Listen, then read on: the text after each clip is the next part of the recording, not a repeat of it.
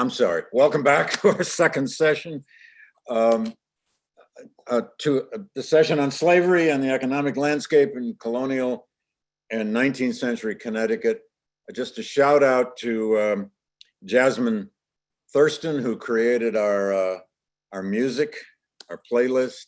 That particular number, Sweet Honey in the Rock doing Balm and Gilead, was my request. So I'm going to turn this over to my colleague, Edward Rugemer, who will moderate this morning's session.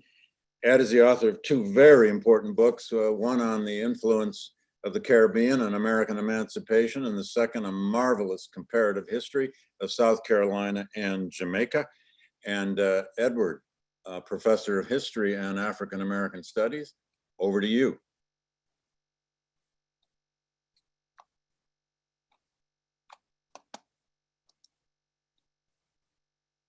Ed, you're muted, buddy. There we go. Okay. Sorry about that, everyone. Good morning and welcome to the second panel of the day, Slavery and the Economic Landscape of Colonial and 19th Century Connecticut. We began this morning with a land acknowledgement that President Salovey read to acknowledge the land that Yale and Connecticut is built upon. And acknowledging that history is especially important to this panel, which considers the economic context in which Yale University was established. By 1701, when Yale College was founded, the New England colonies had a settler population of about 90,000 people. The colonists had benefited from a series of brutal wars that displaced and disempowered, sometimes massacred and enslaved the Indian peoples we have named. Once in control of this land, the colonists built an economy based on agriculture for subsistence and a profitable commerce with England's colonies in the Caribbean, all of which depended upon the enslavement of Africans for the production of sugar. Yale's founders, as well as the first students, hailed from families that had prospered in this economy. From the very beginning, slavery was a part of Yale. And we have three brilliant scholars with us this morning who will help us to understand this history. And we'll follow the order of the program, and I'll introduce them all now. Christine DeLucia, our first speaker, is Associate Professor of History at Williams College. She received her PhD in American Studies from Yale in 2012.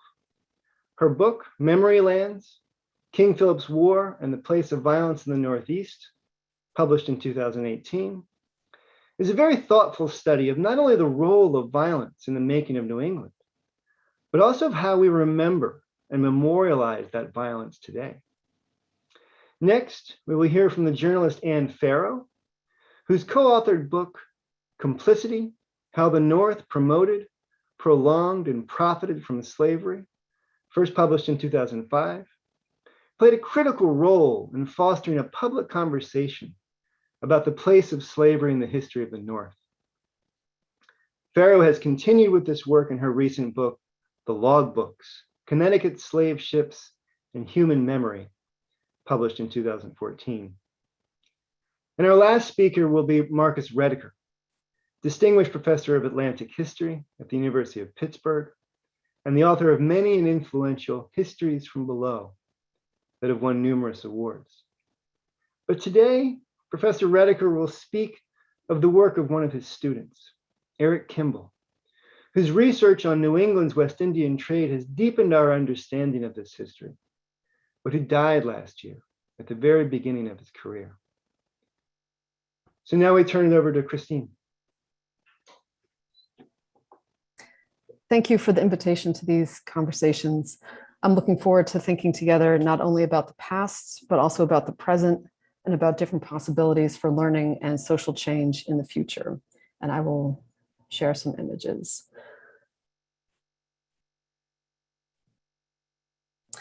I'd like to begin with a recognition of both land and knowledge. What I will share today belongs to a much larger genealogy of memory, research, and critique in which many communities, scholars, and activists have been involved over many generations. Today, I'm speaking as a settler scholar from the homelands of the Stockbridge-Munsee Mohican community, a tribal nation that has endured devastating removals from their traditional places as a result of colonial dispossessions in the 18th century. While located at a distance northwest from Yale, this Native community has been strongly impacted by Yale affiliates, Christian missionaries and colonizers such as John Sargent, valedictorian of the Yale class of 1729, who became closely involved with the tribe and their lands at Stockbridge, Massachusetts at mid-century, and the Edwards family, to name just a few. Despite these severe pressures, the community has maintained vital connections to their eastern homelands, and their members today continue to act as caretakers for ancestral places, as well as for archival and museum collections of important belongings. As the Mohican story indicates, the reverberations of Yale's involvement in settler colonialism and racial slavery extend well beyond the campus boundaries to span a wide geography of reckoning. I would like to use my time today to share and contextualize the story of Aaron Waukeet, a child from Niantic Native communities, the Niantic Native community and tribal nation. The Niantic people's homelands include the beautiful, fertile coastal areas around Black Point and Long Island Sound, a bit to the east of Quinnipiac and other Native homelands where Yale is situated. In recent years, owing to advocacy and organizing, Aaron Waukeet's name has been memorialized on a plaque installed inside Ezra Stiles College. This is a residential space at Yale that honorifically is named after the president of Yale, who kept Aaron, as well as other individuals of African descent, in various conditions of unfreedom. Aaron Waukeet's life and that of his Native kinship network intersected with colonial Yale in multiple ways, including in June 1782, when, as a 9-year-old boy, he was indentured to Stiles. The bondage that Waukeet endured at the tail end of the American Revolution, an era still widely mythologized in the United States as ushering in new possibilities for liberty, equality, and rights, presents a conundrum, a complication for us to have to think through. His experiences offer an alternate lens, one that recognizes mounting forms of marginalization and repression in Southern New England in this same era. It is also worth noting, I think, that the thoughtful memorial to Aaron, Newport, and Jacob has existed uneasily alongside a broader campus memorial terrain that has flagrantly displayed colonizer iconography. And only recently has this memoryscape begun to visibly transform at Yale. In contextualizing Aaron Waukeet's story, I wish to emphasize 3 bigger picture points. First, the violent seizure and enslavement of Indigenous people by European colonizers, a process that began among Taino people targeted by Columbus in 1492, is foundational to New England and North American developments. Yet it is often erased from or downplayed in mainstream narratives, mythologies, and claims to innocence. Second, that settler colonizers in New England, including many affiliates and leaders of Yale College, actively and intentionally attempted to remove Native people from tribal homelands and to appropriate and privatize those lands for colonial profit. The establishment and growth of institutions of higher education have been thoroughly reliant upon these processes in ways that have yet to be fully examined.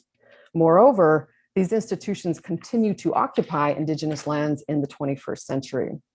To put it otherwise, we must reckon with settler colonialism as an ongoing structure and process, not as a historical event relegated to the past, as Patrick Wolfe and scholars of Indigenous studies have forcefully argued. And third, I wish to emphasize that Native and African American families, communities, and sovereign nations have long been caretakers of important and painful memories, stories, and records related to ancestors' experiences with enslavement, indenture, and settler colonialism, as well as being committed leaders of decolonial resistance and liberation. These histories are not unknown or only now being discovered by scholars. Circling back into the story of Aaron Waukeet, we might begin by asking how this young boy came to be brought to New Haven in the spring of 1782 to serve in an indentured capacity in the household of Ezra Stiles, who was president of Yale from 1778 until his death in 1795. What factors compelled or forced Aaron's mother, Ruth Waukeet, a Niantic woman, to come to neighboring Killingworth, Connecticut, to relinquish her valued child into this unfamiliar colonial setting? How did this child's labor materially contribute to the growth of Yale College within its first century, and also potentially likely to the trauma undergone by Aaron? In what ways was New Haven already a place extensively shaped by colonial dispossessions and practices of bondage in which Native as well as African-American people recurrently experienced injustices and harms within and outside of the English legal system? Perhaps most important, how did Aaron's mother reclaim her son from the Stiles household within a year, using her own skills and future-oriented visions to liberate him and bring him back home in the spring of 1783? We cannot truthfully understand any of these histories without grappling with the centrality of Native experiences to this region's development. The English colonization of New Haven occurred in the direct aftermath of the Pequot War, one of the most devastating early violences targeting Native people in southern New England. Occurring just over 15 years after the Pilgrims first colonized Wampanoag homelands, the Pequot War's notorious massacre at Mystic, Connecticut devastated Pequot people. In its wake, English colonizers imprisoned and sold many Pequot survivors into slavery, both domestically in New England households and in an Atlantic world. This was not the first time Native people in the northeastern Dawnland had been subjected to enslavement. As early as 1614, English mariners were stealing Wampanoag people from their communities for sale overseas, most never to return to their families and cherished places. Wampanoag people continue to bear witness to these losses today. The Pequot War accelerated this process and established precedents for English claiming of Native lives and bodies, and also of Native futures, as enslavers targeted Native children to disconnect them from their families, spiritualities, languages, and political systems. This is the context of upheaval and social reorganization in Native Southern New England, in which New Haven's founding occurred. It rapidly entailed the coercion of local Native peoples, prominent among them the Quinnipiacs, into cessions of land and relocation onto conscribed reservations. Native people did not disappear from the New Haven vicinity after the onset of colonization. Archival records, as well as other streams of knowledge, amply attest to the continuance of Native presences, as well as the increasingly onerous conditions that Native men, women, youth, and elders navigated. Frequently appearing in English court records with all of their biases and silences on charges of theft, assault, and indebtedness, Native people clearly sought strategies for surviving amid constrained access to resources and forced alienation from tribal lands. These survival stories deserve telling and immense value, alongside the also necessary project of critically examining the enforcement of colonial state power and colonial efforts to classify Native and African-American people as less deserving of rights and political standing than white colonizers. This historical context that I'm briefly sketching here enables us to see that Aaron Wakeat's experience was not anomalous or isolated. Rather, it was part of a much larger pattern and structure in which the growth of both the town and the new college within it were inextricable from a social, cultural, and economic system that relied upon the exploitation and marginalization of Indigenous, African-American, and Afro-Indigenous people. In developing this critical vantage on Yale and New Haven's emergence, we must also contend with land. The college relocated to New Haven from Hammonasset, known in colonial terms as Killingworth, Connecticut, in 1718, and in the ensuing years, it relied upon core mechanisms of settler colonialism to amass wealth. And here I want to spotlight growing conversations in Indigenous studies about campuses and colonialism, how American higher education has been propelled by the expropriation of Indigenous homelands, or theft. The recent award-winning journalism project Land Grab U has shown in relation to the Morrill Act of 1862 that such expropriations vastly underpin land grant institutions ranging from Cornell University to the University of California. I would also argue that a framework of expropriation applies to private colleges and universities whose origins lie much earlier, including in 18th century Connecticut. Additionally, instead of only focusing on institutions themselves, we ought to keep in view the roles of the colonial state in these processes. It was the colonial state, after all, that established the legal, economic, and social conditions that allowed Yale College to amass land-based assets and continue to profit from them over the centuries right through today. I don't have the time here to unpack Yale's colonial land investments in all their detail, and I would welcome anyone who wants to take on that massive task. But here I would highlight as a starting point an important primary source in the university library's manuscripts and archives. This is the Yale Land Book, which I was able to work with briefly shortly before COVID. This thick manuscript volume contains records of many parcels of land that the college acquired in its early years. This occurred through a range of channels, including donations by individual colonizers and their families, through bequests and the settlement of estates, and so on. It is admittedly somewhat tedious reading. The college often sought to lease or sell these parcels of land located not only close by New Haven, but also elsewhere in southern New England. In this respect, the college was an active participant in a colonial land marketplace where it was using land as a financial instrument, rather than seeking to actually maintain direct control over a growing patchwork of properties. We can see evidence of this market from period newspaper advertisements. The three I have here give us a vivid view into how agents of the college were using print culture to, as they sought to lease or sell land in order to bolster the institution's growing financial resources. This strategy, I want to emphasize, was extremely common across colonial New England. Institutions like Harvard, Bowdoin College, Williams College, my current employer, all engaged in land acquisition, sale, and speculation in indigenous homelands. To calculate the total monetary value of these pursuits, in which land was an asset in a growing portfolio of colonial wealth, would be a massive project in itself. But even in the most preliminary terms, we can see the foundational role that this accumulation strategy played in building up the college's early coffers. All of the lands involved in such market transactions were and remain native homelands. Colonizers asserted control and ownership over them through a dizzying array of maneuvers, ranging from outright military violence and conquest to seemingly contractual, but actually much more complicated legal proceedings. Few native names actually appear in the land book. That's because the initial moments of colonizer seizure or claiming often took place a generation or more before Yale entered the picture. But I would underscore the passage of time does not negate the fact of settler colonialism, or the reality that without these lands, Yale College and other such institutions would not have been able to grow with such rapidity. Moreover, as Craig Stephen Wilder, Wendy Warren, and others have emphasized, these institutions' growth has been directly bound up in commercial and familial links between New England and the Caribbean, and the economics of racial capitalism and plantation slavery that tightly knit these two regions together. The attempted dispossession of tribal nations from their homelands bore enormous consequences for Native communities in the 17th and 18th century, whose reverberations continue today.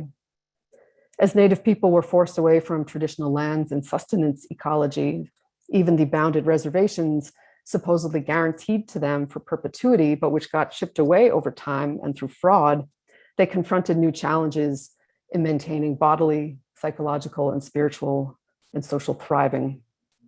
They faced mounting indebtedness and subjection to enslavement or indentured servitude as means for paying off these debts.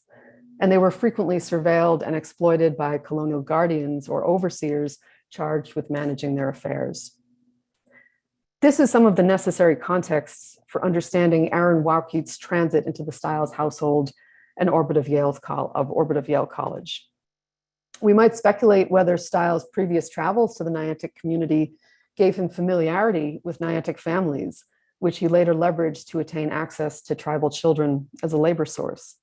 He documented and mapped these incursions into Niantic spaces and many other native spaces in his copious manuscript records. When Aaron Waukeet arrived at Yale, he was there as an indentured child laborer, never, to the best of my knowledge, as a prospective or matriculated student. Indeed, at present, it is believed that the first Native student to graduate from the college was Henry Rocloud, a Ho-Chunk young man in 1910.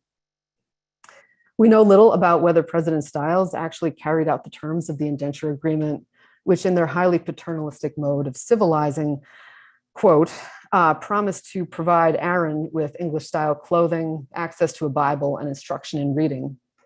These stipulations were expressions of colonial intentions to strip Native youth of culture, tribal identity, and assimilate them in a subjugated status within Anglo-colonial society, thereby hastening the eventual supposed disappearance of Native nations.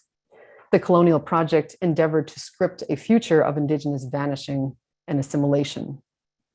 But this was not the case.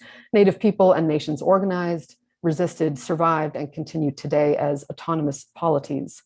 Many remade the tools of the colonizer, such as English language literacy and Christianity, into instruments for defending their own lands and sovereign rights. The plaque, now visible in Ezra Stiles College, pushes us to think more critically about colonial mythologies of moral innocence, social progress, and gradual inclusion that have accrued around this institution and its people. These days, I'm thinking a lot about what comes after, or maybe instead of, the plaques, the committees and task forces, and the scholarly conversations. To invoke Dr. Jonathan Holloway's words from yesterday's opening panel, what of material consequence beyond feeling good ought our universities do? What might restorative and reparative work look like for extraordinarily wealthy institutions of higher education, given the massive and ongoing impacts of expropriation of Indigenous and African American lands, labors, and lives? What does the land back movement led by Indigenous people across this continent demand as an alternate future?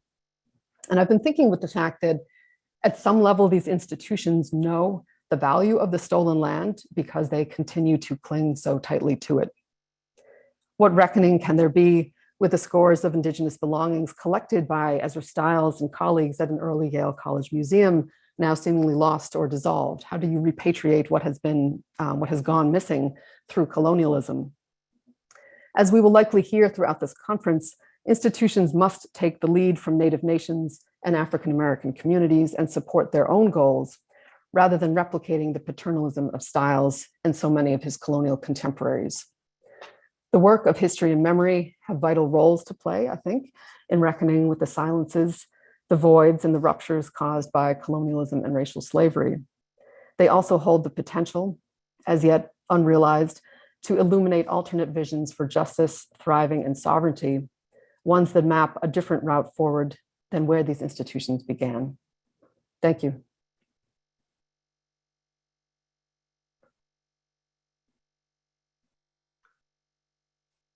Thank you, Christine. And we move on to Anne. Thank you so much.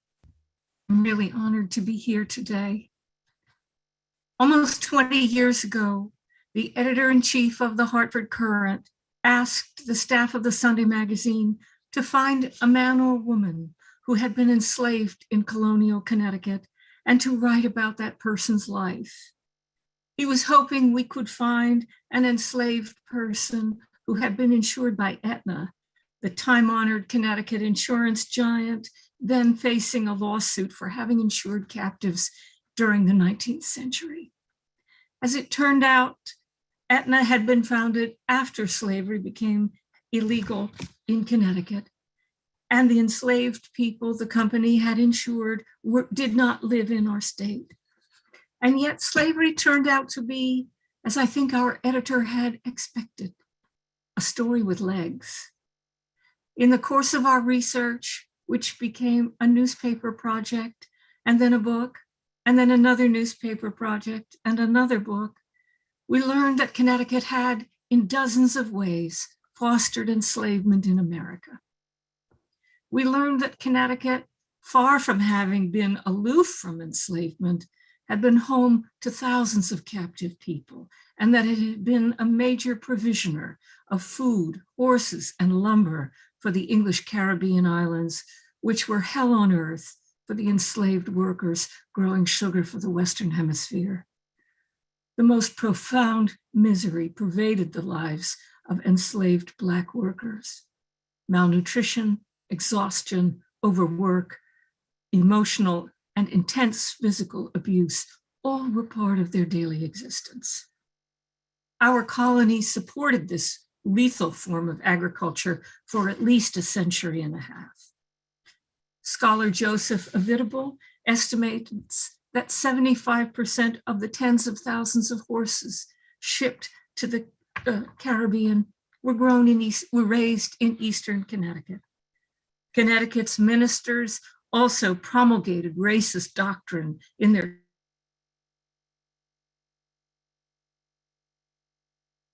And you're muted now.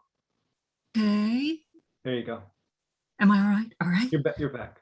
Okay. The state had been ardent in support of the colonization movement, the plan to send free Black people back to Africa.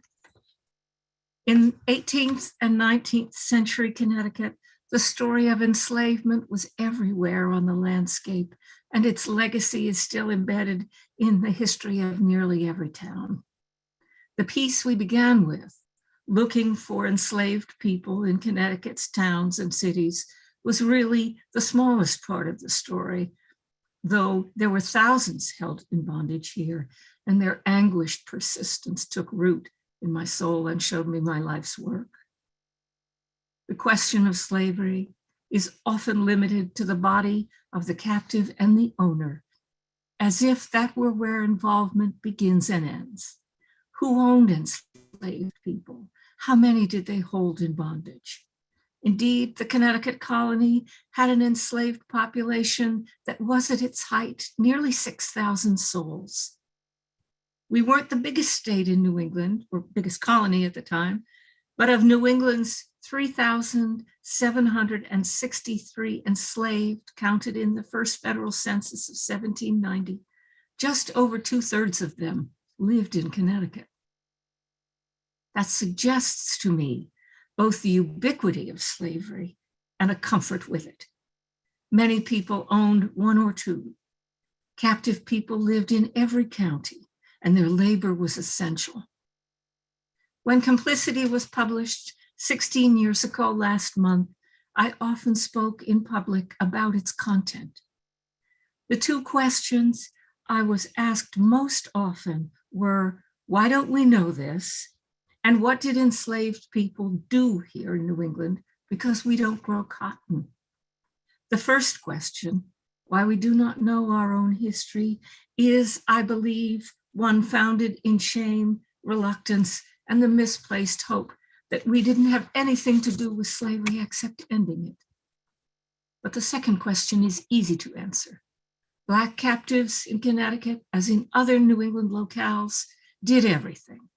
They worked on farms, grew food, built stone walls, houses, roads, ships, made sails, made medicines, and cooked food.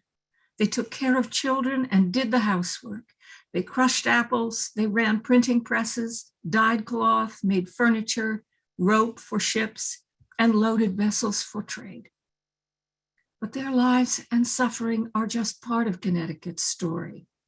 The Caribbean trade, which was Connecticut's bread and butter from the earliest settlement until the late days of the new republic, was the seed money for the prosperity that followed.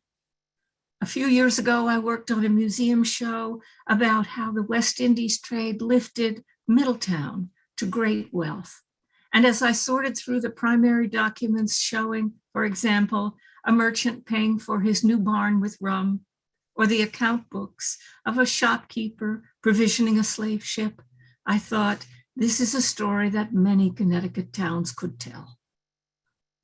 New York-born merchant and commander Richard Alsop moved to Middletown in 1750 and has been described as a pioneering force in the West Indies coastal trade. He owned vessels, insured them, and on one occasion in 1771, lost in a gale the West Indies-bound sloop called Fancy, which was loaded with horses. He founded a fortune that lasted for generations.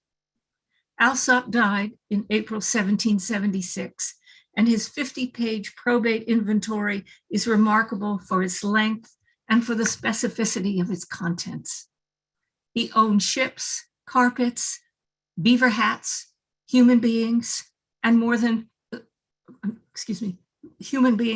stock in partnerships, and more than 50 parcels of land in Connecticut.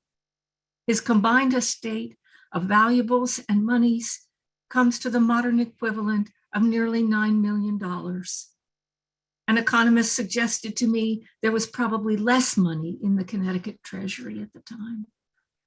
But that wealth too is just part of the story. Look at a day in the life of Venture Smith when he was working for Captain Oliver Smith in Stonington. Venture was born in Africa, the son of a king, but was held in bondage in several New England locations, including Connecticut, where he is buried in a churchyard in East Haddam. While working for Captain Smith, he was also working to save up for his freedom and that of his wife and children. In this brave new colony of opportunity, he bought his own life and then theirs. Though often described as a success story because in freedom, Venture amassed ships and houses and a lot of property, his late life narrative crackles with bitterness and an anger that feels deeply modern. Cheated in a business deal with a merchant from Old Saybrook, Venture writes that he was robbed, but that what happened to him was considered, and these are his words, good enough for the black dog. One way to think about the number of ships captains and merchants participating in the West Indies trade is to think of the great houses of Wethersfield and Essex and Fairfield and Farmington and New Haven and Old Lyme and literally dozens of other towns. When Melville asks in Moby Dick, whence came these great houses and these park-like gardens? The answer was, one and all, they were harpooned and dragged up hither from the bottom of the sea. The Caribbean trade and the Africa trade dragged tribal people hither from their villages, and from that violent seizure followed great houses and park-like gardens and the rise to prosperity. It might be easier in some ways to count the number of men who also captained slave ships to and from Africa, because there were fewer of them, though some mariners made both journeys. Men like John Easton and Timothy Miller of Middletown, Dudley Saltonstall, Jedediah Waterman, and William Wignall of New London all were called, at that time, Guinea men. When I was beginning my research into a set of ship's logs linking West Africa and New London and began identifying the names of men and vessels involved directly in that trade, a scholar whom I greatly respected said I might find one Connecticut captain had been in Africa. We weren't Rhode Island, he said. And yes, that colony was a powerhouse of the African trade, but it didn't mean that we in Connecticut were not involved. And I didn't tell him I had already found a dozen men. Surviving primary sources show that some of these slave traders were family men, providers, loving husbands, and insofar as I could discover, gave back to their communities and supported their churches. In Middletown, for instance, the slave ship captains belonged to a Masonic lodge that had been established in 1754, and meetings were held in a tavern owned by slaving captain Michael Burnham. Born in 1705, Burnham moved from Hartford to Middletown and became a noted sea commander. When he wasn't busy at home raising a family of 7 and running a popular tavern and participating in civic life, Burnham was at sea policing the interests of colonial commerce, policing the interests of colonial commerce from pirates and Spanish privateers. In particular, he was responsible for protecting Connecticut's trade in the West Indies, which in the 1750s also was under siege from the French. In December 1758, the New London Summary reported that Captain Michael Burnham had, quote, choice new raisins for sale. But a month later, the newspaper contained a news article of Burnham's death at sea, saying he was, quote, a gentleman greatly beloved, and his death is as much lamented. His estate included 3 captives, one of them, quote, a Negro called Cape Coast, worth 58 pounds. Cape Coast Castle was the infamous slaving fortress on the coast of West Africa that was, in effect, Great Britain's home office for its slave trade in Africa. For these men, their sense of mercy, of what was just and conscionable in a post-Enlightenment society founded, at least in part, on principles of human liberty, did not include Black people in Africa, New England, Black people in Africa, New England, the South, or the Caribbean. When Irish merchant Philip Mortimer came to the Connecticut colony to find his fortune, the term vertical integration hadn't been invented, but Mortimer lived it. He owned a successful rope walk, rope being essential in port cities like Middletown. He also owned all the people who worked in the rope walk. The federal census of 1790 lists Mortimer as owning 11 people. But while working on the museum project I mentioned earlier, our Wesleyan intern working in probate records found that the real number was actually 17 people owned. And though Connecticut was certainly not alone in this, our state was full of eager entrepreneurs making fortunes in slavery-based commerce and the plantation economy. Gunmaker Samuel Colt sold thousands of guns in the South and said he'd rather be the head of a louse than the tail of a lion. His father-in-law, a minister named William Jarvis, encouraged Colt factory employees to read pro-slavery literature. Colt considered opening an armory in either Virginia or Georgia at one point, and he regarded slavery as not a moral problem, but an inefficient system of labor. Connecticut milled millions of tons of cotton grown in the South by enslaved men, women, and children. And by 1850 was fifth in the nation in the number of cotton mills. The lords of the lash and the lords of the loom depended on one another, and that story is connected to many people and many fortunes here. Two brothers in Higganum, Connecticut, developed a design for an innovative hoe used to weed cotton, and what they called the planter's hoe had a blade of two materials, cast steel atop iron. Hezekiah and Daniel Scoville sent prototypes of their hoe to Southern merchants and used biblical scripture in support of slavery in their marketing materials. Brown University's Seth Rockman has traced the story of the Scoville Hoe Company from its inception in a picturesque riverside factory to Southern plantations and into the hands of enslaved people. He knows their names. With a story like this, it becomes possible to place wage laborers and slaves, manufacturers and planters within the same narrative of American history, to couple stories that are almost always told separately, but that rightfully belong on the same page.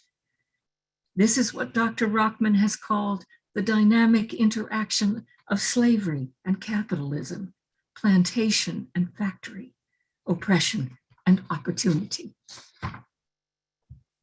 Oh, can you see me?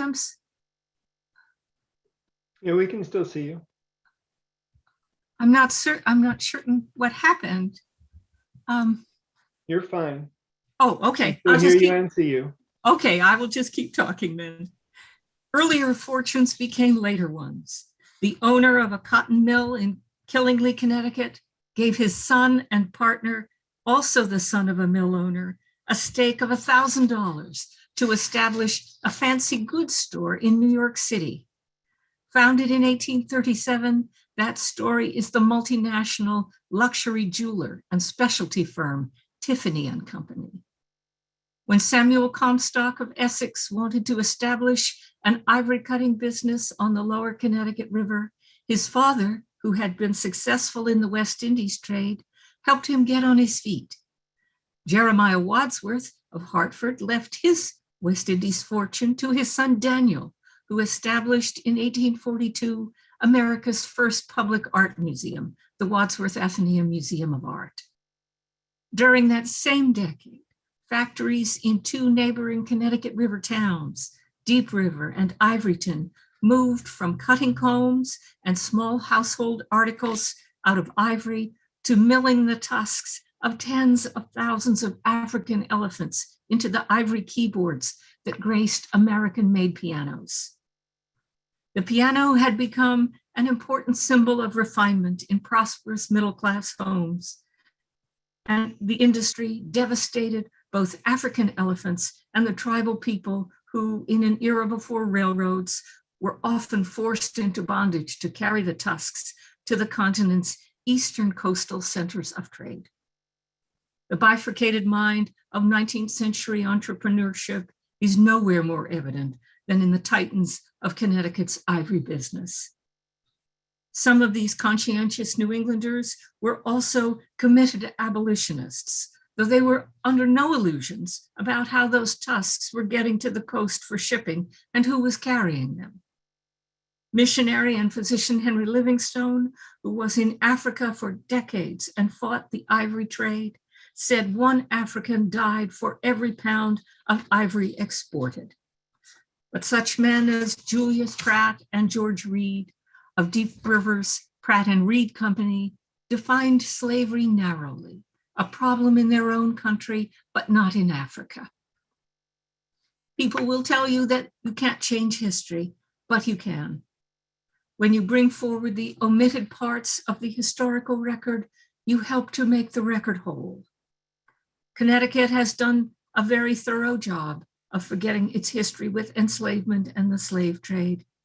But there is a new record to be made, and in time, I believe we will see that the opposite of that diligent forgetting is not just remembering, but justice too. And I would like to close with an anecdote about Dudley Saltonstall, the aristocratic New London man who taught me to look for Connecticut's role in the slave trade with Africa. He was about 18 when I met him in the pages of a logbook that began with a 1757 journey from New London to West Africa aboard a vessel owned by his father. I believe it was Dudley's first voyage to Africa, although over the course of the rest of his life, which lasted another 40 years, he made many trading voyages to Africa and the English Caribbean. His sister married Silas Dean, and Saltonstall, the grandson of a colonial Connecticut governor, enjoyed a life of late 18th century privilege and possessions. He married and had a family and appears to have been a devoted husband and an affectionate father. And with his money and hopes for advancement for his son, also named Dudley, he did what many well-heeled and affectionate fathers then did. He sent him to Yale. Thank you. Thank you, Anne, for that talk. Wonderful. Marcus. Yes, thank you, Ed, and thanks to Christine and Anne for these excellent presentations. I must begin by saying that it means a great deal to me to be able to present the work of my dear friend and former PhD student, Eric Kimball, who passed away 2.5 months ago on August 12. It was a painful coincidence, but in the end, a happy one, that Michelle Zaks, Associate Director of the Gilder Lehrman Center, wrote to me 12 days later, asking me to put her in touch with Eric so she could invite him to speak at this conference. After speaking with Eric's wife, Maria, we agreed that I would present his work. So a warm thank you to Michelle and David for making this possible, and a special welcome to Maria, to Eric's daughter, Abby, to his mother, Kathleen, and to all of his family and friends who are attending this session today. Now, Eric was a New Englander, born and bred in New Hampshire. I was going to say that he was a proud New Englander, but that is not quite right, and in ways that bear upon this panel. Eric had some of that abolitionist toughness in him, and he took pride in that tradition, but he also had a lot of anger at his fellow New Englanders, not only because they grew prosperous on the bloody back of the vicious Caribbean slave system, but because they lied about it over so many years to themselves and to others. They ended up reinventing themselves as a region and a culture opposed to slavery, which was very nearly the opposite of what Eric saw in the first 200 years of their history. Eric knew, and he proved through his research, that New England depended on slavery long before it needed cotton for its textile mills. Now, I remember one seminar in which Eric flew into such a rage about New England and slavery that a classmate tried to comfort him, calm him down, you might say, with a joke by accusing Eric of being a self-hating Puritan. Now, Eric had a very good laugh at that idea, and he had a rich, contagious laugh to go along with a wicked sense of humor. But Eric also knew that this joke, like most good jokes, was partly true. And as I reread Eric's work for this presentation, I was reminded of something that another dear and recently departed friend said to me. I'm speaking of Danny Vickers, by the way, also another really gifted historian of New England. Danny once said that his success as a historian was based on, quote, a staggering capacity for tedious work, end quote. Eric had that capacity too, as you will see today. And he would laugh about himself in the same way that Danny did. He was driven to gather massive amounts of data about New England and slavery in order to set the record straight with his compatriots and to try to do his part to correct a massive historical injustice. There is no doubt in my mind that Eric would have loved this conference and its central theme. Inspired by a classic book by another Eric, I refer to Eric Williams, Capitalism and Slavery. Eric took to studying New England and slavery in the late 1990s. Now, he was ahead of his time in several respects. Let us remember that when he first started working on this topic, around the same time as Anne Farrow, Northern complicity with bondage was not yet well known. So Eric felt like he had to do a lot of that tedious groundwork. And he plunged into the economic history of New England, ransacking customs records, newspapers, merchant correspondence, government documents, anything and everything he could find. And what he found was a veritable treasure trove of relevant and highly revealing material. Now, Eric used some of the methods of economic history, and he critiqued the approach as he went along. For example, the older history simply was not rigorous enough. The economic historians James Walton and Gary Shepard had, in an important book, tracked Connecticut commerce following the import and export of 13 commodities. Eric followed 140. When Eric suspected that no one really knew how much horses were worth in Connecticut, he mined records of all kinds to create a database of 500 plus horse prices and discovered that their value was about 50% higher than anyone had previously realized. The significance of this will become clear later on. Even worse, economic historians practiced the violence of abstraction and left real working people out of the history, allowing the commodity to hide the reality and the value of their labor. Eric sought to reveal, as he wrote, the circuits of commodity production that pulled farmers and their wives and their children, as well as artisans and wage workers, into the larger Atlantic system of plantation slavery and capitalism.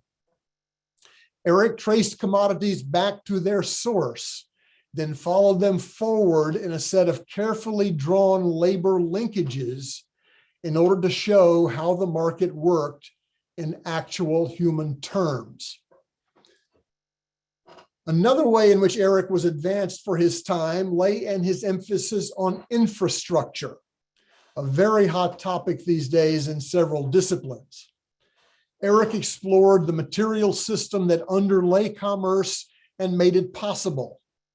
For example, lighthouses and lighthouse keepers, rivercraft and river workers, ferries and ferrymen, wharves and stevedores, ships and sailors. Every technology had an accompanying set of workers within an increasingly complex division of labor. In 1774, Connecticut had at least 180 vessels and around 1,200 seafarers. The commodities they carried southward by sea helped in turn to build the infrastructure of West Indian slave society. Eric was interested in labor chains and in commodity chains, giving equal emphasis to both. Here's what Eric discovered about Connecticut's trade.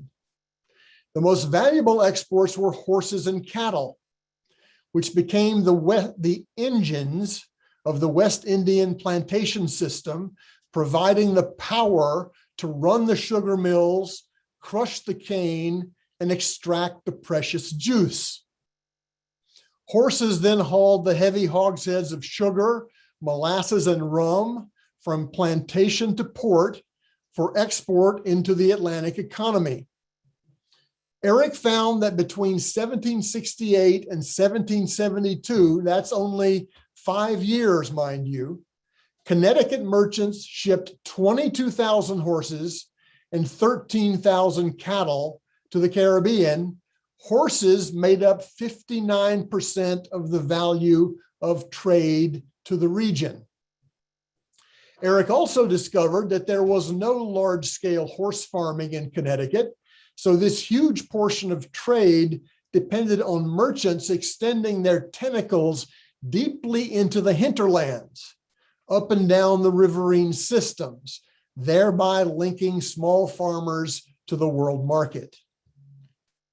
The domestic labor of farm wives and daughters also contributed massively to the export economy as they manufactured many thousands of pounds of butter and cheese. Other livestock, again, we're speaking only about 5 years here, included 27,000 sheep for food and dung, 4.5 million pounds of beef and pork, and 2 million pounds of onions, among many other agricultural commodities. The prodigious labor of lumberjacks created another part of Connecticut's export economy. 2 million feet of pine, 5.8 million shingles, 7 million staves, plus an additional 4.6 million hoops for barrel making. Now remember, these are figures for only 5 years.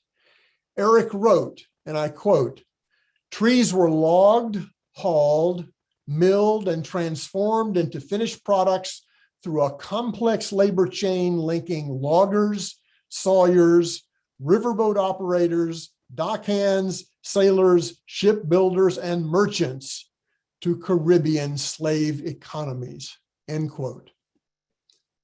Unloaded from vessels in Caribbean ports, these wood products would then be used to build the plantation big house, the slave quarters, the wharves where the ships docked, and the hogsheads that were pulled by carts and wagons, themselves powered by Connecticut horses. Eric also analyzed Connecticut's imports from the West Indies, which consisted of 5 essential commodities: sugar and molasses, which fueled a rum manufacturing operation, and rum itself, which was central to the slave trade based primarily in neighboring Rhode Island. Other important goods included salt and cotton. Eric invited us to imagine a rural farm family, those people contributing horses and butter to the export trade, to imagine them dressed in homemade clothes of cotton that had been harvested by enslaved people 2,000 miles away. Eric's conclusion about Connecticut and West Indian slavery. It was by far the largest margin of trade for both imports and exports. Eric discovered that 42% of Connecticut vessels sailed to the West Indies, but this already high number understates the case. For on those ships went 56% of the total export value of the commodities. And if one adds in the value of re-exports, meaning commodities imported from the Caribbean that Connecticut merchants sold elsewhere, the percentage of value accrued from that lucrative branch of trade rises to an astonishing 67.6%. So merchants linked a colony and later a statewide web of producers by roads, by rivers, by coastal and oceanic infrastructures of trade, from Connecticut to Jamaica to Barbados and other island slave economies and back again, thereby performing a function essential to an Atlantic economy. They linked the petty producers within a familial or a household mode of production in rural Connecticut to enslaved laborers on West Indian plantations. This was a dynamic and formative two-way relationship. Now, once upon a time, it was widely believed that capitalism was a social and economic system based on free wage labor. That was said to be its essence, its defining feature. Now, thanks to Eric and many others, we know that all kinds of laborers, paid and unpaid, including and especially enslaved and domestic workers, were crucial to the operation of capitalism, and that these needed to be articulated into a coherent whole of production and reproduction. Capital, as Barbara Fields noted long ago, is a promiscuous critter with many partners. So to conclude, I now have reservations about the title that I chose for this presentation, Connecticut Merchants and West Indian Slavery. That is not adequate because it leaves out too many players in this transnational drama. The invisible farmers, as Eric called them, who raised horses, cattle, and sheep. The even more invisible women who produced butter and cheese. The lumberjacks who felled the trees and the sawyers who cut them to order. The river workers who carried animals, foodstuffs, and lumber to port. The dock workers who loaded the commodities aboard the ships, and the sailors who took them to what Eric called the first Deep South, the West Indian slave economy. Our final word belongs to Frederick Douglass, as it so frequently does. Eric liked to quote Douglass's statement that before the Civil War, I quote, "The people of the North had been accustomed to ask in a tone of cruel indifference, 'What have we to do with slavery?'" End quote. Eric's answer to that question for both Connecticut in particular and New England in general was simple. Everything is the answer. Northerns helped to make slavery possible, and they grew prosperous in the process. They had everything to do with it, and that, of course, includes Yale University. It is time for the cruel indifference to end. Thank you, Eric, for your moral clarity and your passion. We miss you. Thank you.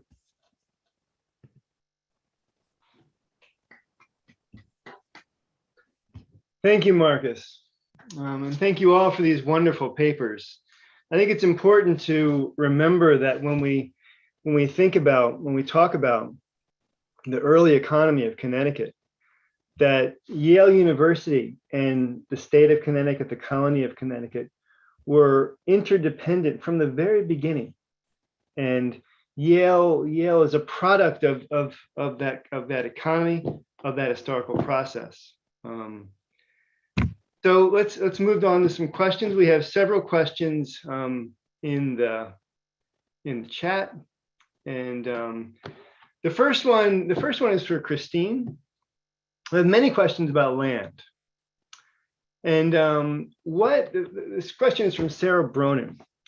What happened and how were the common lands used when the colonies? So this is part of colonial practice, and common lands persist in the greens that we see in the center of so many New England towns today. How are these common lands used at the time, and what's the relationship between that and the indigenous displacement that you've discussed?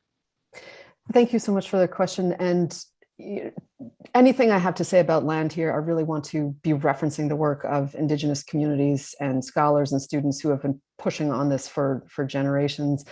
The common lands, including in New Haven, had a long history of multiple uses, people pasturing livestock on them, gleaning in different areas, gathering plants in different spots.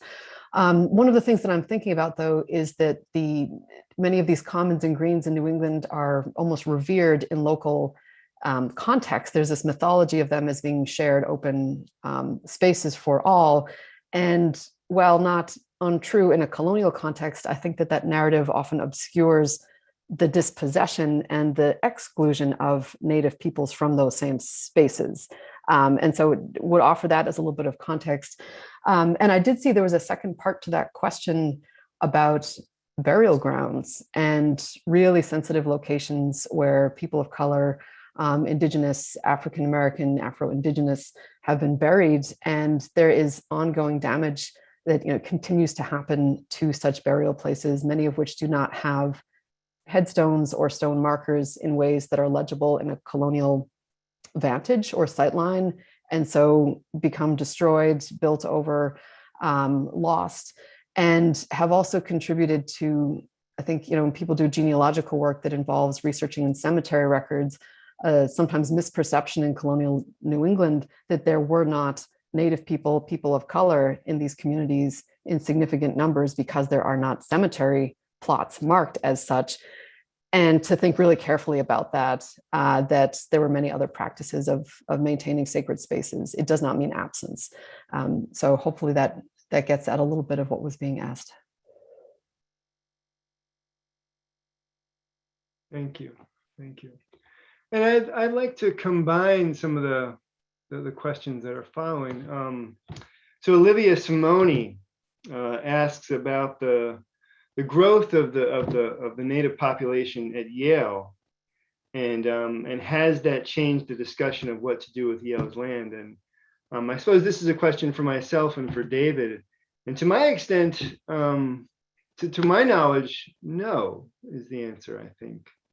But if anybody knows something more about that, in terms of that change in the conversation, I don't really know. But then there's a series of questions from Earl Ross, also about land, for Christine again. Is there any effort on the part of universities to return this land to tribal nations? And what does that look like? To my knowledge, Yale has not done this or explored this. And then also, how can we understand this colonial acquisition of land through Indigenous displacement? How do we understand that in relationship to today's expansion of the university? Okay, well, really the 20th century expansion of the university, oftentimes at the expense of poor neighborhoods, of Black neighborhoods, in a variety of cities throughout the country. I'll take it briefly, and then if others want to speak. So the land back movement is, it has been around for a long time with various names, and has been relentless in coming from communities pushing for actual return of land. And here's where I would cite the essay "Decolonization is Not a Metaphor" by Tuck and Yang, which says that decolonizing your syllabus, sort of tinkering around the edges of symbolic and cultural references, is not decolonization. Decolonization involves return of land. And this is something that I think there's now more conversation around, but it has not happened in the vast majority of contexts.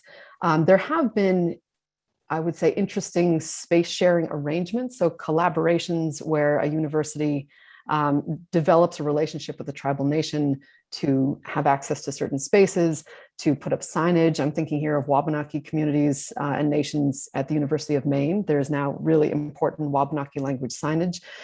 And that may be a step towards eventual return or rematriation of land.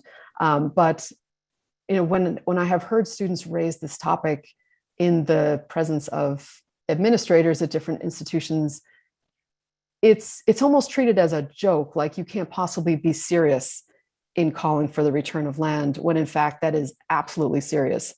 And the steps to get to that involve perhaps a different kind of political imagination than I have at the moment. But this is absolutely something that is seriously on the table. And the forms that might look like need to be driven by and articulated by tribal nations.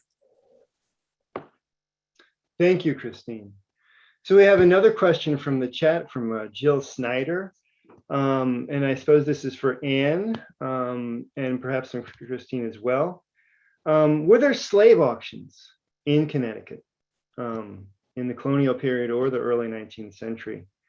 And how did that business function? Were the greens, were these common lands used for these slave auctions? Anne, do you know anything about this?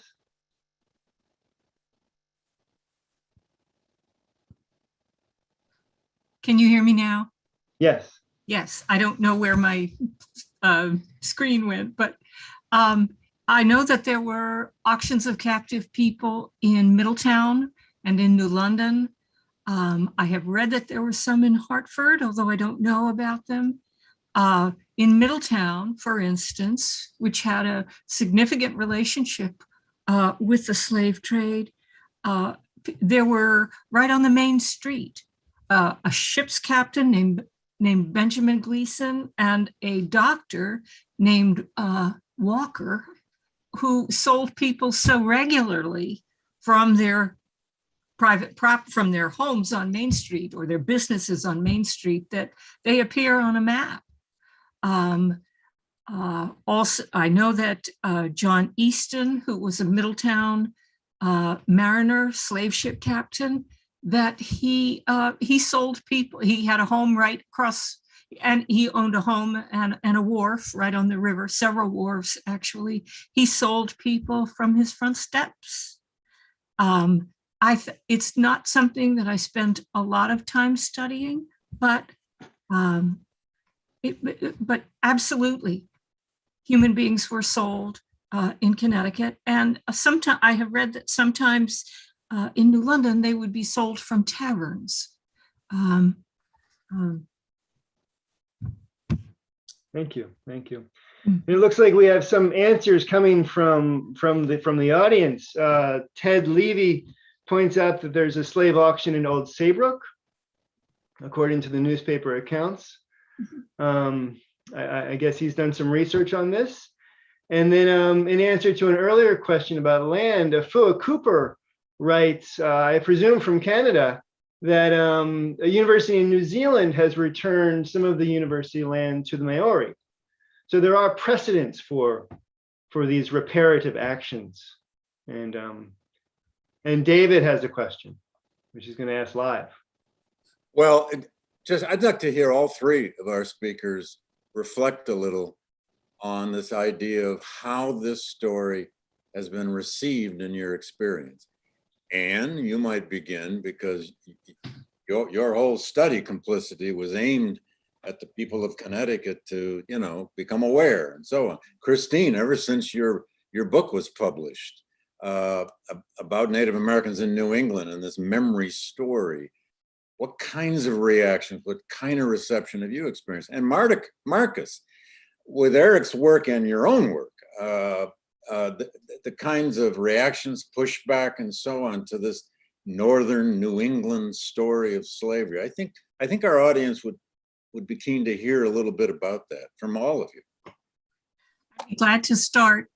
Daniel, may I ask? It says that I cannot restore my screen. Is that anything you can help with? When I press start video, Yeah, you should be able to do it. it says you cannot start your video because the host has stopped it.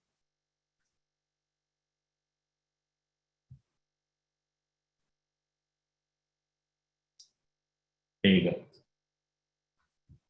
Try again. Okay, thank you. In 2001, when my colleagues and I started looking to see if there was a story about slavery in Connecticut, I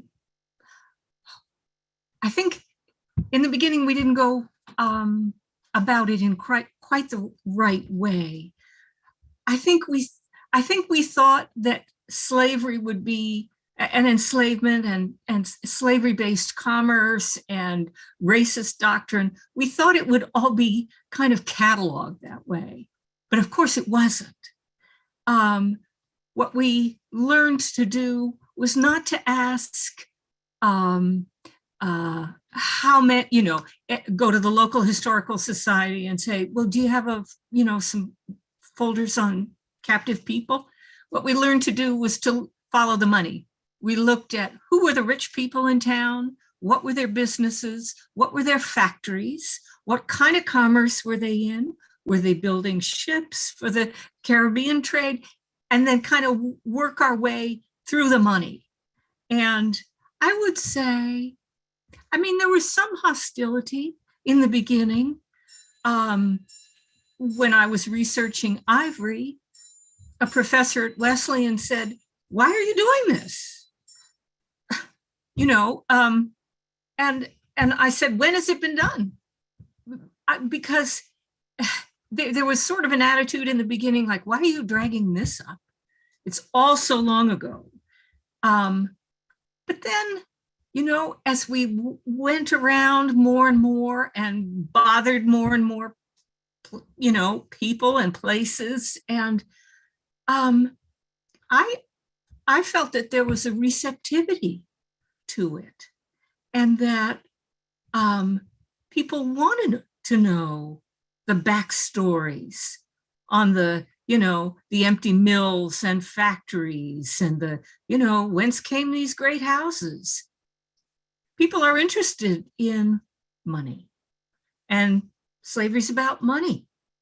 Also moral failure, but it was very direct, the way we could see, okay, this is the money from, like Dudley Saltonstall, the slave dealer and slave ship captain, sending his son to Yale, who then did not follow his father in the maritime trade, but went to law school in Litchfield and practiced law.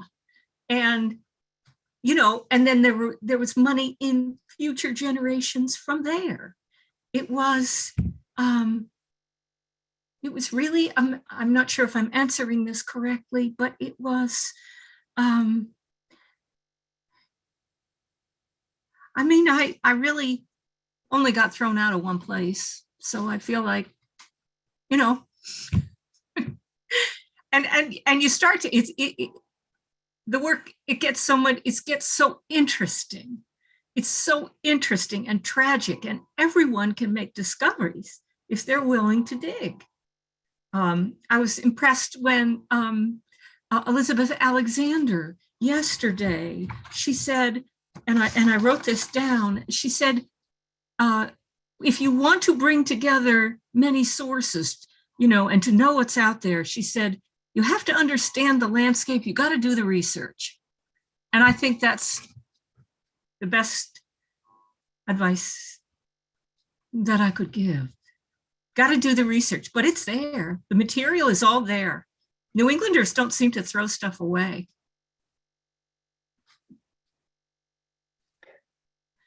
I'll say briefly, speaking to that, in my experience with students in college classrooms with K through 12 educators who come to workshops about how to teach these histories, there is absolutely a hunger and an urgency to be telling a fuller, more accurate, more truthful story. Teachers want to have resources to be able to share with their students, what happened in college classrooms. There's often an arc to the semester if I'm teaching Native history, where white students are very upset to learn that what they have learned growing up and the iconography they're surrounded by is enabling these colonial narratives and colonial systems. It is typically not a surprise, right, to Native students and students of color, but that is something to work through over the course of a semester in some manner. There's a hunger also when I give public talks to local communities, public libraries, historical societies. People want to do things in their towns. They want to take on monuments. They want to have these conversations about signage. And what I often say is, well, what comes after that? Let that not be the end. Let that be maybe a starting place. But what's your longer term plan for relationship building and recognizing tribal nations and doing things that are in support of their own interests? And that's where it becomes more complicated, I think, when people are asked to do something really substantive and materially substantive. The other thing I will say, without going into the details of it, is that last week, in the company of some students and a community member, we were out on the land visiting an important place, and we had a very unsettling encounter that made us realize that we had tripped the wire that is private property.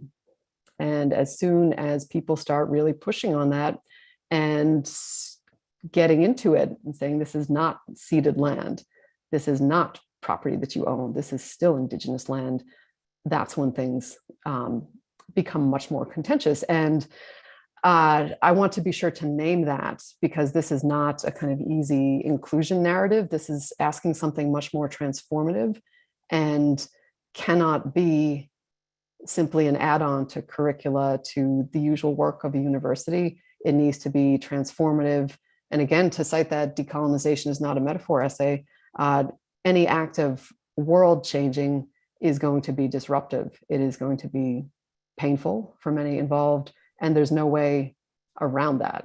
And so how to build some capacity for taking on that work rather than shutting down at the first sign that things are getting really difficult. That's much of what I'm wrestling with these days. David, thank you for the question. In my own experience, a few years ago, when I published a book called The Slave Ship, A Human History, I gave more than 100 talks in venues across the country. And that book calls for reparations, and it met with a fair amount of pushback. And inevitably, someone would raise a hand and say, my family came to the United States from Ireland in 1890 or from Hungary in 1910, and we had nothing to do with it. So this was the form that denial took. And then I would just ask a few questions. Well, why did your family immigrate? Well, did it have to do with better jobs? Did it have to do with a greater quality of life? Did it have to do that America was a wealthier country? Well, let's look at that historically. Where do you think a lot of that wealth came from? So the denial is very, very strong. And against that, Eric's strategy was to create hundreds of pages of tables to demonstrate with the finest economic data and precision exactly how that denial was not sustainable. He loved this kind of battle, and this is what drove him to gather the evidence that he did.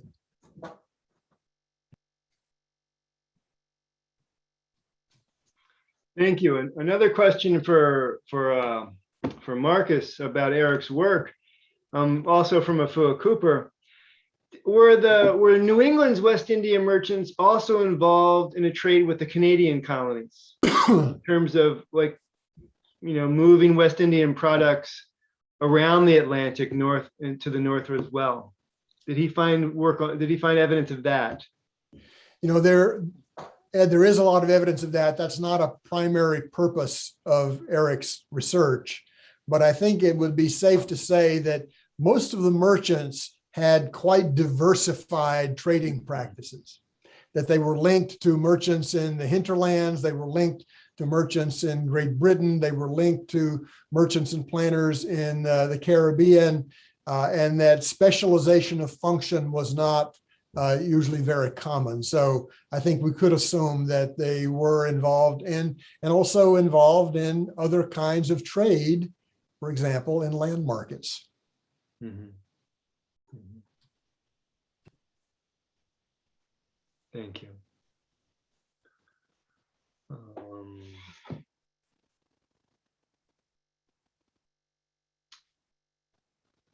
Another question on Long Island.